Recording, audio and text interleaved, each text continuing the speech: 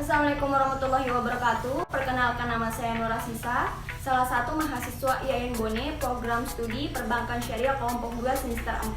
Baiklah, di sini saya akan memaparkan materi mengenai manajemen sumber daya manusia. Salah satunya saya akan menjelaskan mengenai kompensasi. Semoga dengan apa yang saya sampaikan kita dapat mengetahui bersama bahwasanya apa sih itu kompensasi. Baiklah, selamat menyaksikan. Mengenai kompensasi, kata kompensasi sudah tidak asing lagi di telinga kita. Nah, banyak yang mengatakan bahwa ketika ditanya apa itu kompensasi, banyak yang menjawab gaji. Ketika ditanya apa itu gaji, banyak yang menjawab kompensasi. Nah, maka dari itu supaya tidak bingung, langsung saja saya akan menjelaskan mengenai makna dari kompensasi itu sendiri.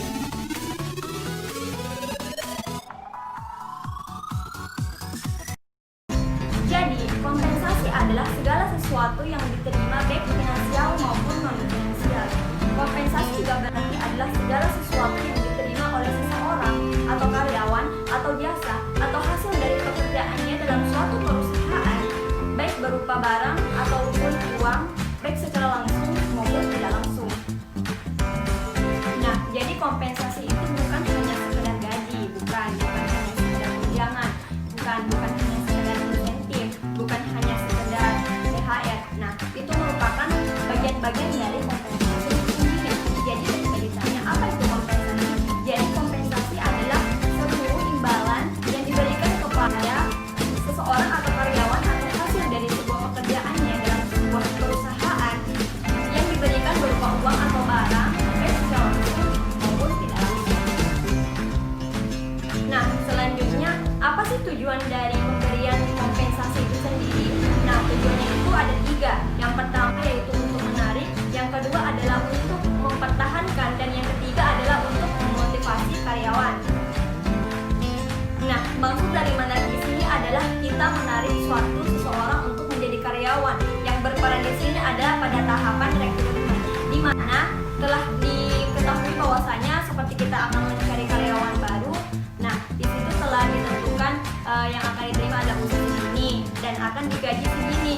Nah, maka dari itu seseorang akan masuk untuk menjadi karyawan dengan melalui rekrutmen itu sendiri.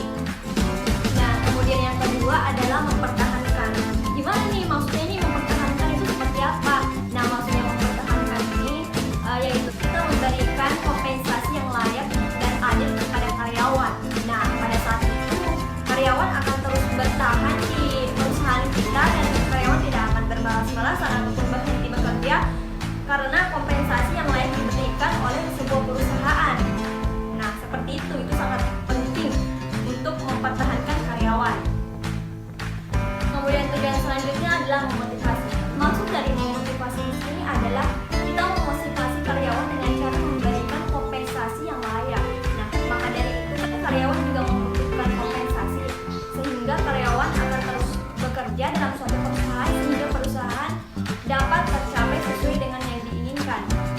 Nah, kemudian selanjutnya saya akan menjelaskan jenis-jenis kompensasi. Jadi, jenis-jenis kompensasi itu terbagi 2, yaitu kompensasi finansial dan kompensasi non-finansial. Nah, jadi kompensasi finansial itu terbagi lagi menjadi 2, yaitu kompensasi langsung dan kompensasi tidak langsung. Adalah kompensasi langsung. Maksud dari kompensasi langsung di sini adalah segala macam imbalan yang diberikan kepada seseorang atau karyawan yang berupa uang seperti gaji, bonus, macam-macam tunjangan, THR, dan opsi saham. Kemudian yang kedua adalah kompensasi tidak langsung. Maksud dari kompensasi tidak langsung di sini adalah segala macam imbalan yang diberikan kepada karyawan yang berupa uang, tetapi tidak diberikan secara langsung kepada karyawan, melainkan melalui pihak ketiga. Misalnya perusahaan mengikut sertakan karyawan untuk ikut program perlindungan sosial dan kesehatan. Kemudian jenis yang kedua adalah kompensasi non finansial. Nah, kompensasi non finansial ini berbeda dengan kompensasi finansial. Mengapa saya mengatakan demikian? Karena kompensasi non finansial ini tidak ada kaitannya dengan uang, tetapi justru hal yang berharga atau hal yang positif bagi karyawan dan sangat berharga bagi karyawan. Misalnya melakukan pelatihan kecakapan karyawan, terus memiliki supervisi yang berkualitas dan berkompeten.